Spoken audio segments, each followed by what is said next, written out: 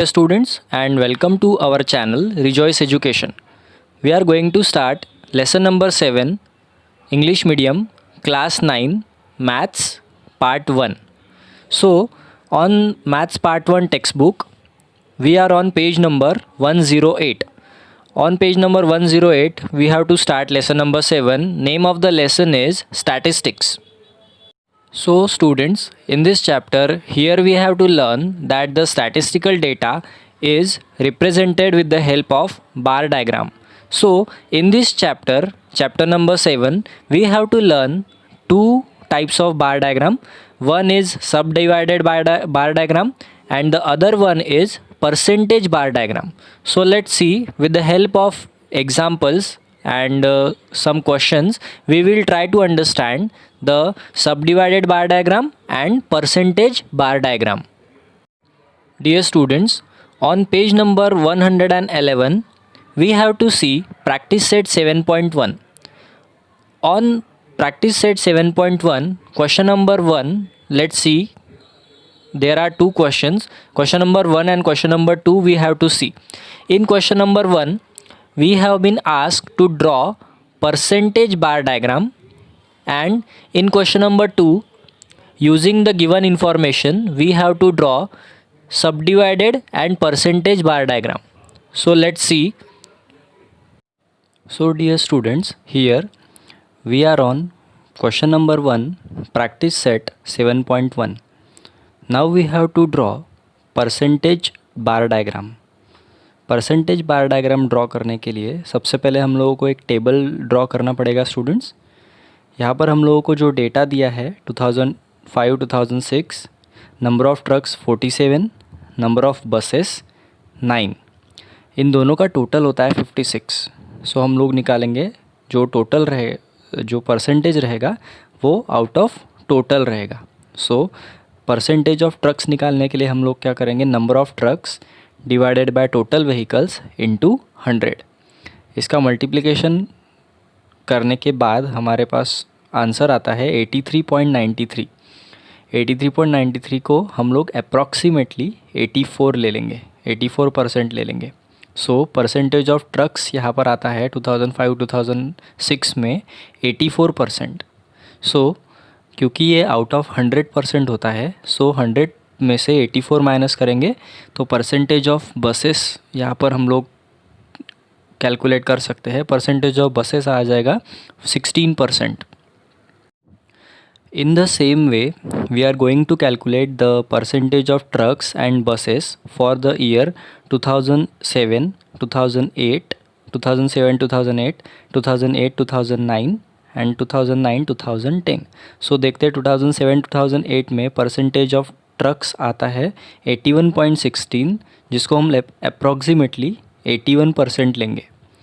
उसके बाद percentage of buses आएगा 19%, क्योंकि 100 में से 81 माइनस करेंगे तो 19% आता है।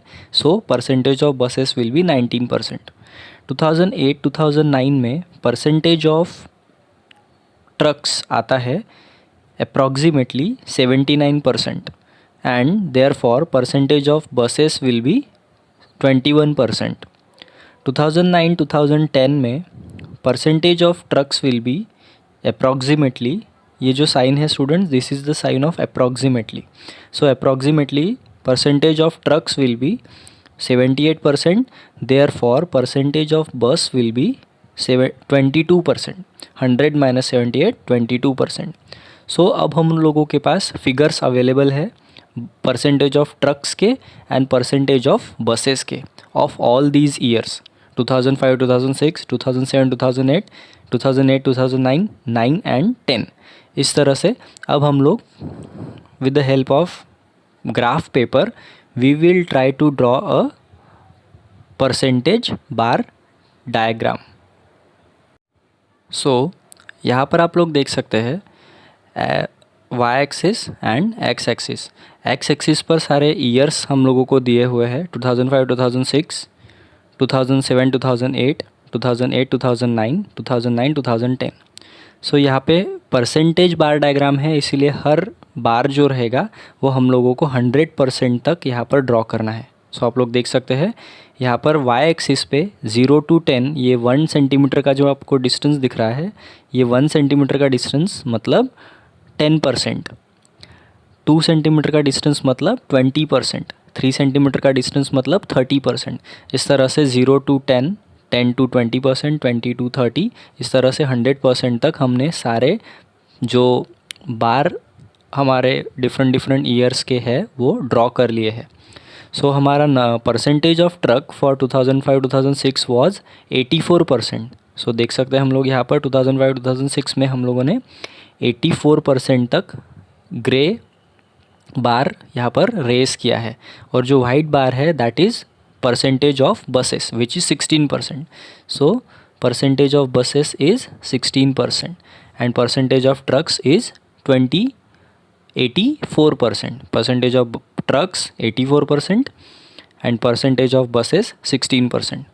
2007-2008 में percentage of trucks is approximately 81%. सो देखिए 80% के जस्ट ऊपर के लाइन में हम लोगों को ये हॉरिजॉन्टल लाइन बनानी है, ओके। उसके बाद जो रिमेनिंग पार्ट वाइट पार्ट रहेगा of the bar that is 19% which is for buses. This is 19% for buses. After that 2008-2009 में 79% will be of trucks and 21% of the buses. 2009-2010 में 78% will be of trucks, देखिए ये जो grey portion है वो trucks का है, एंड 22% जो बचा हुआ रहेगा वो 22% बसेस के लिए रहेगा। इस तरह से परसेंटेज बार डायग्राम बनाया जा सकता है। Now we are on page number 112. On page number 112 we have to see the meaning of statistics. So अब हम लोग समझेंगे स्टैटिस्टिक्स एग्जैक्टली होता क्या है students. Suppose a large group और we can say population is to be studied with a particular aspect. किसी particular aspect के ऊपर अगर हम लोगों को पॉपुलेशन को स्टडी करना है, फॉर एग्जांपल एजुकेशन के एस्पेक्ट पे स्टडी कर सकते हैं, या पॉवर्टी के एस्पेक्ट पे स्टडी कर सकते हैं, लिटरेसी के एस्पेक्ट पे स्टडी कर सकते हैं, ऐसे डिफरेंट एज वाइज पॉपुलेशन को हम लोग स्टडी कर सकते हैं। ऐसे डिफरेंट एस्पेक्ट होते हैं जिसके लिए हम लोग पॉपुलेशन की या ग्रुप ऑफ पीपल की स्टडी करते हैं। सो for the purpose a sufficiently small part of group is selected randomly. So हम लोगों को जो पूरे पॉपुलेशन के लिए कुछ कंक्लूजन्स निकालने होते हैं उसके लिए हम लोग रिसर्च करने के लिए या किसी तरह के एनालिसिस के लिए हम लोग एक ग्रुप ऑफ पॉपुलेशन को रैंडमली सिलेक्ट करते हैं। This small group represents the large group. और ये जो स्मॉल ग्रुप होता है ये छोटा सा ग्रुप हम लोग पूरे ग्रुप को यहाँ पर रिप्रेजेंट करता है। The necessary information is gathered from the representative group which in general is numerical in most of the cases. और जो भी इंफॉर्मेशन हम लोगों को यहाँ पर चाहिए होती है वो हम लोग इन छोटी पॉपुलेशन के ऊपर स्टडी करते हैं, इस छोटे ग्रुप के ऊपर स्टडी करते हैं, और हमारे जो भी नेसेसरी आउटकम्स होते हैं वो हम लोग यहाँ पर निकाल लेते हैं, जो कि न्यूमेरिकल आउटकम्स होते हैं mostly. The analysis of information enables us to draw conclusion. इस तरह की इंफॉर्मेशन को जब हम लोग स्टडी करते हैं तो हम लोगों को किसी पर्टिकुलर कंक्लूजन पे पहुंचना ईजी हो जाता है। The study of this type is called statistics. इसी तरह की जो स्टडी होती है उसको हम लोग बोलते हैं स्टैटिस्टिक्स। स्टैटिस्टिक्स ये जो वर्ड है ये लैटिन वर्ड है स्टेटस, जो लैटिन वर्ड है status which means situation of a state, इससे ओरिजिनेट हुआ है। This suggest that in ancient time statistics was used for administrative purposes. Today it is used in many fields of knowledge. और पहले भी ये use होता था एंशियंट टाइम्स में, और आज भी स्टैटिस्टिक्स का बहुत भारी पैमाने पर इस्तेमाल होता है हमारे इकोनॉमी को चलाने के लिए और बहुत सारे अलग अलग फील्ड्स में। So on page number 113 we have to see that data is classified in two parts. First of all I would like to tell you, सबसे पहले मैं आप लोगों को बताना चाहता हूँ स्टूडेंट्स, जो कंक्लूजन्स डेटा को एनालिसिस करने के बाद निकाले जाते हैं, वो कंक्लूजन्स निकालने के लिए या मैं बोलूँ स्टडी करने के लिए हम लोगों को सबसे पहले डेटा कलेक्ट करना पड़ता है। फॉर एग्जांपल हम लोगों को किसी पर्टिकुलर किसी विलेज का एग्रीकल्चर का डेटा कि इस पर्टिकुलर विलेज में कौन से अनाज का कितना प्रोडक्शन हुआ है एक साल में, अगर हम लोगों को कलेक्ट करना है, सो हम लोगों को क्या करना पड़ेगा, उस पर्टिकुलर विलेज में विज़िट करना पड़ेगा, या हम लोग उस पर्टिकुलर विलेज का डेटा जो है वो हम लोगों को कलेक्ट करना पड़ेगा। देन उसके बाद हम लोग कोई भी कंक्लूजन निकालने के लिए यहाँ पर फ्री रहेंगे। सो हम लोगों को दो तरह का डेटा यहाँ पर मिल सकता है, एक होता है प्राइमरी डेटा एंड दूसरा होता है secondary data. So primary data के कुछ यहाँ पर पॉइंट्स आप लोगों को दिख रहे हैं। It requires more time. Primary data को निकालने के लिए ज़्यादा टाइम लगता है बिकॉज हम लोगों को वहाँ पे खुद जाना पड़ता है प्राइमरी डेटा को कलेक्ट करने के लिए। It is up to date and detail information, क्योंकि ये हम लोगों ने खुद कलेक्ट किया है तो ये प्राइमरी डेटा बहुत ज़्यादा लेटेस्ट और डिटेल में होता है। It is correct and reliable, क्योंकि ये जिस पर्सन ने इस डेटा को यूज़ करना है वो पर्सन खुद इस डेटा को कलेक्ट कर रहा होता है, इसीलिए ये डेटा ज़्यादा भरोसेमंद होता है। उसके बाद हम लोग देखेंगे secondary data students. Secondary data जो है it is readily available so need less time. जो सेकेंडरी डेटा होता है वो डेटा किसी और ने कलेक्ट किया होता है और कोई और इसको कंक्लूजन्स निकालने के लिए, एनालाइज करने के लिए यूज़ कर रहा होता है। सो ये डेटा रेडीली अवेलेबल होता है, इसलिए ये कम टाइम लेता है कलेक्ट होने के लिए।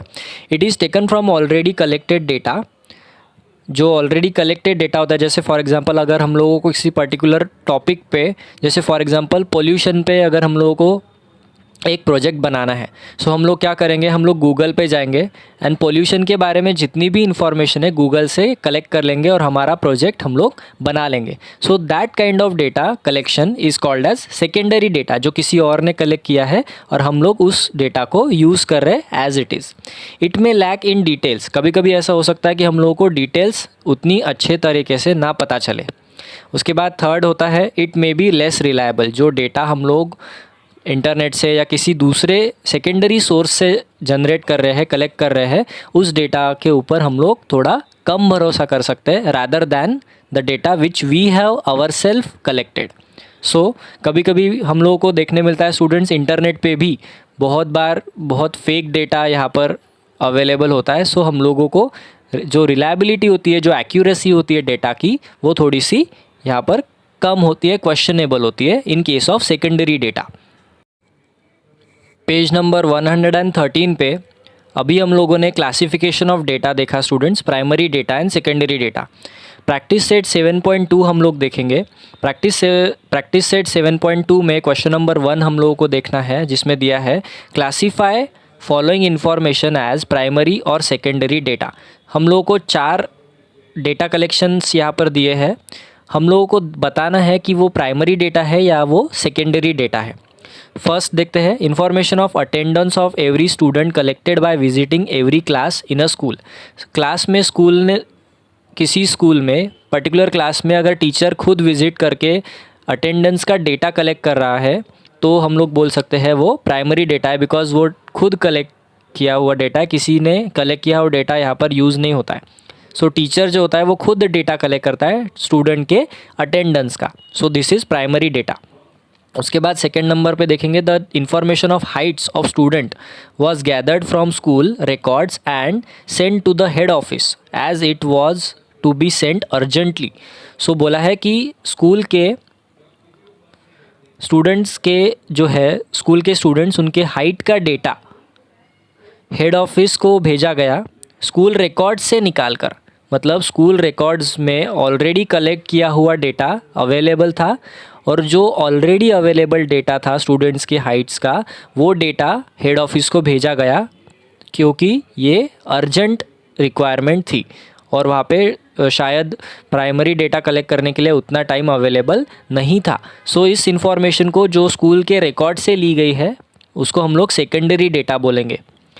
उसके बाद in the village Nandpur, the information collected from every house regarding students not attending school घर घर जाकर कौन से स्टूडेंट्स स्कूल अटेंड कर रहे हैं, कौन से स्टूडेंट्स स्कूल अटेंड नहीं कर रहे हैं, इसके बारे में इन्फॉर्मेशन निकाली गई।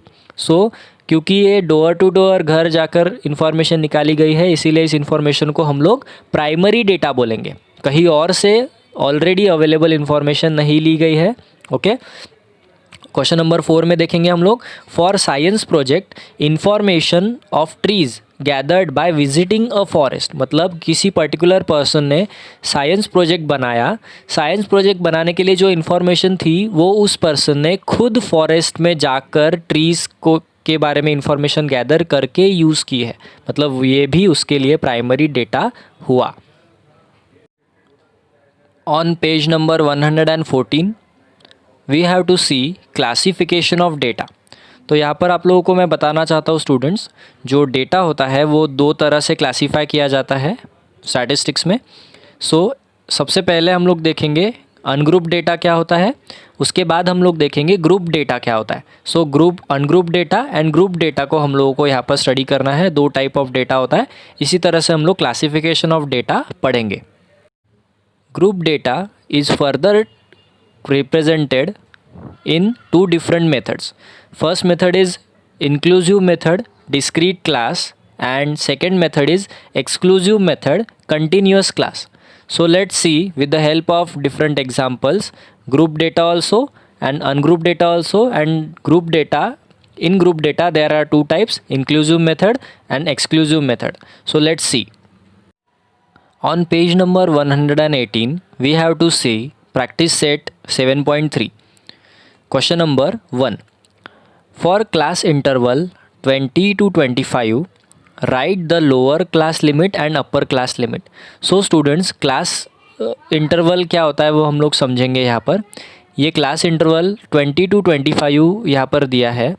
इसका लोअर लिमिट आप लोग देख सकते हो 20 है एंड अपर लिमिट आप लोग देख सकते हो 25 है। जो लीस्ट होता है वो लोअर लिमिट होता है एंड जो मैक्सिमम बड़ा नंबर होता है that is the upper limit. Answer हम लोगों को यहाँ पर लिखना है, lower class limit is equals to 20 and upper class limit is equals to 25। इसी तरह से क्वेश्चन नंबर 2 हम लोग देखेंगे, find the class mark of the class. अब क्लास मार्क किस तरह से फाइंड आउट करते हैं वो हम लोग देखेंगे स्टूडेंट्स। क्वेश्चन नंबर 2 है ये, find the class mark of the class. Class mark is equals to, अब लोअर लिमिट अपर लिमिट क्या होती है हम लोगों को पता है। हमारा लोअर लिमिट है 35, अपर लिमिट है 40। Lower limit, lower class limit plus upper class limit divided by 2। Lower class limit जो है 35 plus 40, 35 and upper class limit है 40, इन दोनों का एडिशन करके हम लोग उसको 2 से डिवाइड जब करेंगे तो हमारा क्लास मार्क जो है वो हमको पता चलेगा। 75 आता है, 75 डिवाइडेड बाय 2 करते हैं, 37.5 is our class mark. Answer लिखेंगे क्वेश्चन नंबर 2 का, class mark of the class 35 to 40, 35 to 40 ये जो क्लास है इसका क्लास मार्क है 37.5। इस तरह से क्लास मार्क निकाला जाता है स्टूडेंट्स। अपर लिमिट और लोअर लिमिट का एडिशन किया जाता है और उसको 2 से डिवाइड किया जाता है। इस तरह से क्लास मार्क पता चलता है हम लोगों को। Page number 118, question number 3, practice set 7.3। Practice set 7.3 में क्वेश्चन नंबर 3 हम लोग देखेंगे, इफ़ क्लास मार्क इज़ 10। यहाँ पर हम लोगों को क्लास मार्क दिया है 10 एंड क्लास विड्थ जो है वो दी है 6। मतलब लोअर लिमिट और अपर लिमिट का डिफरेंस जो होता है वो होता है लोअर लिमिट, जो अपर लिमिट और लोअर लिमिट को माइनस करके जो निकाला जाता है वो होता है क्लास विड्थ। क्लास विड्थ हम लोगों को दिया है 6। देन फाइंड द क्लास, हम लोगों को क्लास फाइंड आउट करना है क्वेश्चन नंबर 3 में। सॉल्यूशन देखते हैं students, let the upper class limit be x and the lower class limit be y। हम लोगों को क्लास लिमिट जो है, upper class limit and lower class limit पता नहीं है। अपर क्लास लिमिट को हम लोगों ने ले लिया x और लोअर क्लास लिमिट को हम लोगों ने ले लिया y। यहाँ पर क्लास मार्क जो है मतलब x plus y divided by 2 जो है वो है 10। Class mark is 10। Class mark का फॉर्मूला हम लोग देखेंगे students, class mark is equals to lower class limit plus upper class limit divided by 2। Class mark हम लोगों को दिया है 10 is equals to lower class limit is x plus upper class limit is y, x plus y divided by 2। सो यहाँ पर हम लोग 2 जो डिवाइड कर रहा है उसको 10 के साइड में लेके जाएंगे तो यहाँ पर हो जाएगा multiplication. So therefore it will be x plus y is equals to 20। इसको हम लोग इक्वेशन नंबर 1 देंगे। उसके बाद क्लास विड्थ जो है वो क्लास विड्थ हम लोगों को बोला है 6। क्लास विड्थ जो है वो दिया है 6। सो क्लास विड्थ मतलब क्या होता है स्टूडेंट्स, अपर क्लास लिमिट में से हम लोग लोअर क्लास लिमिट माइनस करते हैं। So our upper class limit is x and lower class limit is y. So x minus y is equals to 6। Class width किस तरह से निकालते हैं ये आप लोगों को समझ में आ गया होगा। अपर क्लास लिमिट में से लोअर क्लास लिमिट माइनस करते हैं, बहुत इजी है स्टूडेंट्स क्लास विड्थ निकालना। सो क्लास विड्थ यहाँ पर आ गया है x minus y is equals to 6। ये हमारा इक्वेशन नंबर 2 तैयार हो गया। So now we have 2 equations, हमारे पास 2 इक्वेशंस है। इन इक्वेशंस को हम लोग ऐड करेंगे। एडिंग इक्वेशन 1 एंड 2 हम लोगों को मिलेगा x plus y is equals to 20 and x minus y is equals to 6। यहाँ पे हम लोग देख सकते हैं प्लस माइनस जो है y का साइन डिफरेंट है, इसीलिए y यहाँ पर कट हो जाएगा and x plus x 2x is equals to 20 plus 6 26 यहाँ पर आ जाएगा। हम लोगों को देखना है स्टूडेंट्स किस तरह से हम लोगों ने इक्वेशन जो है वो ऐड किया है। यहाँ पर देखिए y यहाँ पर स्ट्राइक ऑफ कर देंगे बिकॉज y का साइन जो है वो डिफरेंट है। उसके बाद x प्लस एक्स हो जाएगा 2x, 20 प्लस 6 हो जाएगा 26। सो x का वैल्यू यहाँ पर हम लोग निकालेंगे x is equals to 26 divided by 2। 26 divided by 2 x का वैल्यू आ गया 13। सो x का वैल्यू आता है हमारा 13 और अगर x का वैल्यू 13 हम लोग इक्वेशन 1 में पुट करेंगे तो हमारा y का वैल्यू भी आ जाएगा। So 13 plus y is equals to 20। 13 plus y is equals to 20 हम लोगों ने किया। So y is equals to 20 minus 13, 20 minus 13 करेंगे y आ जाएगा जो कि हमारी लोअर लिमिट है। सो y भी पता चल गया हम लोगों को एंड x भी पता चल गया। x is equals to 13 and y is equals to 7। So the required class is 7 to 13. Our required class means the answer of question number 3 is 7 to 13. Textbook page number 118, practice set 7.3, question number 4 अब हम लोगों को देखना है students. Question number 4 में दिया है complete the following table. Complete the following table, ये जो टेबल दिया है हम लोगों को कंप्लीट करना है। सो यहाँ पर number of frequency, number of students यहाँ पर हम लोगों को लिखना है। उसके बाद जो 14 to 15 ये जो क्लास है इसके टैली मार्क्स भी यहाँ पर हम लोगों को लिखने हैं। So let's find out the answer. तो यहाँ पर हमारा देख सकते हैं यहाँ पर टैली मार्क्स जो है 1 2 3 एंड 4, जो ये इस तरह का जो साइन होता है स्टूडेंट्स, ये इसका मतलब होता है 5। सो हम लोग यहाँ पर नंबर ऑफ़ स्टूडेंट्स 5 लिखते हैं। इसके बाद देखिए 5 प्लस 5, उसके बाद 1 2 3 4, 5 plus 5 10, 10 plus 4 14. So here we will write 14. After that यहाँ का जो टैली मार्क्स है वो टैली मार्क्स यहाँ पर मिसिंग है, अवेलेबल नहीं है। सो हम लोग यहाँ पर देखते हैं स्टूडेंट्स। और सबसे लास्ट में हमारे पास 4 टैली मार्क्स दिए हैं, तो यहाँ पर हम लोग फ्रीक्वेंसी लिखेंगे 4। ओके, सो सबसे लास्ट में आ गया 4। सो स्टूडेंट्स देखिए फर्स्ट क्लास का फ्रीक्वेंसी है 5, सेकेंड का 14, थर्ड का मिसिंग है एंड फोर्थ का यहाँ पर फ्रीक्वेंसी है, फोर्थ क्लास का नंबर ऑफ़ स्टूडेंट्स है 4। सो एंड इन सब की टोटल होती है 35। ओके, सो इन सब की टोटल होती है 35। So let's try to find out the answer of this particular question. तो यहाँ पर जो ये जो बॉक्स है इसको हमको फिलअप करना है। सो देखते हैं सबसे पहले हम लोग क्या करेंगे, जो रिमेनिंग बॉक्सेस है उसका हम लोग टोटल कर लेते हैं। सो 14 प्लस 4 हो जाएगा 18, 18 प्लस 5 हो जाएगा 18 plus 5 will be 23। Okay, so and final total होती है उसकी सबकी टोटल जो है, जिसमें ये जो एम्प्टी बॉक्स है वो भी इंक्लूडेड है, वो टोटल है 35। सो 35 में से अगर हम लोग 23 माइनस करेंगे so our answer will be 12। हमारा आंसर आएगा यहाँ पे 12। सो इसका मतलब है जो मिसिंग फ्रीक्वेंसी है वो है 12। सो 12 नंबर का टैली मार्क्स किस तरह से देंगे स्टूडेंट्स, देखते हैं हम लोग। 1 2 3 4 5, उसके बाद 1 2 3 4 5 एंड 2। सो 5 + 5 10 + 2 12। इस तरह से क्वेश्चन नंबर 4 हम लोगों ने सॉल्व कर लिया है। Practice set 7.3 question number 5 we have to see students. In question number 5 we have been given in a tree plantation project of a certain school there are 45 students of Harit Sena. The record of trees planted by each student is given below. So the data of 45 students is given here. So first student has planted 3 trees, second has planted 5, third has planted 7 6 4 3 5. In this way the data for 45 students is given to us in the question. Okay, so we have to prepare a frequency distribution table of data. So with the help of this ungrouped data, this is ungrouped data students. Okay, ये जो data है ये ungrouped data है.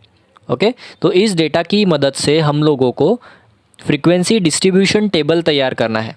So आप लोग यहाँ पर देख सकते हो frequency distribution table क्लियरली आप लोग को दिख रहा है. सो हम लोग यहाँ पर एक टेबल तैयार करेंगे जिसमें 3 कॉलम्स होंगे. ओके, 3 कॉलम में सबसे पहले कॉलम में नंबर ऑफ़ ट्रीज़ हम लोग लिखेंगे, बिकॉज जो स्टूडेंट्स है उन्होंने हर स्टूडेंट ने कितने कितने ट्रीज़ प्लांट किए हैं वो यहाँ पर दिया है. ओके, सो 3 ट्रीज़ कितने स्टूडेंट्स ने प्लांट किए हैं, 4 ट्रीज़ कितने स्टूडेंट ने प्लांट किए हैं, 5 ट्रीज़ कितने स्टूडेंट्स ने प्लांट किए हैं, 6 ट्रीज़ कितने स्टूडेंट ने एंड 7 ट्रीज़ कितने स्टूडेंट ने प्लांट किए हैं, ये अब हम लोग देखेंगे. ओके, सो पहले हम लोग नंबर 1 हमारा कॉलम रहेगा नंबर ऑफ़ ट्रीज़ का. सबसे छोटा यहाँ पर नंबर डिजिट है 3, उसके बाद 4 5 6 7. इस तरह से हम लोग डेटा जो नंबर ऑफ़ ट्रीज़ है इस तरह से कॉलम में लिखेंगे. After that in second column we will write tally marks. So tally marks हम लोग किस तरह से देंगे स्टूडेंट्स, टोटल 3 जो है 3 का जो डिजिट है ये 10 बार रिपीट हुआ है. ओके, अगर आप लोग इस डेटा को अच्छी तरह से ऑब्जर्व करोगे 3 जो है वो 10 बार रिपीट हुआ है. सो हम लोग इसको 1 2 3 4 5 एंड 1 2 3 4 5, ये जो साइन है ये 5 का साइन है. ओके, सो ये 2 5 5 5 + 5 आया है, इसका मतलब नंबर ऑफ़ फ्रिक्वेंसी जो है इसका मतलब ये है 10 स्टूडेंट्स ने 3 ट्रीज़ प्लांट किए हैं. उसके बाद नेक्स्ट टैली मार्क्स यहाँ पर आता है 4 का 5 + 5 10 + 1 11. सो नंबर ऑफ़ स्टूडेंट्स है 11. उसके बाद थर्ड 5 ट्रीज़ जो है वो टोटल 11 स्टूडेंट ने भी 5 ट्रीज़ लगाए हैं. ओके, आफ्टर दैट जो 6 नंबर ऑफ़ ट्रीज़ है 6, तो टोटल टैली मार्क्स यहाँ पर देंगे 5 + 2 7. 7 स्टूडेंट्स ऐसे हैं जिन्होंने हर एक स्टूडेंट ने 6 ट्रीज़ जो है वो प्लांट किए हैं. आफ्टर दैट टैली मार्क्स में सबसे आखिरी में हम लोग देखेंगे 7 number of trees 7, 5 + 1 6. So 6 students ऐसे हैं जिन्होंने ईच 7 ट्रीज़ प्लांट किए हैं. इस तरह से हम लोगों ने डिस्ट्रीब्यूशन टेबल तैयार किया है स्टूडेंट्स. टोटल यहाँ पर टोटल जो है होती है पूरे स्टूडेंट्स की, वो हमारे फ्रिक्वेंसी की टोटल है. इसको हम लोग n और समेशन ऑफ फ्रिक्वेंसी इन दोनों तरीके से हम लोग डिनोट कर सकते हैं. So total number of total students is 45 which is given here. इस तरह से क्वेश्चन नंबर 5 में हम लोगों ने डिस्ट्रीब्यूशन टेबल तैयार कर लिया है.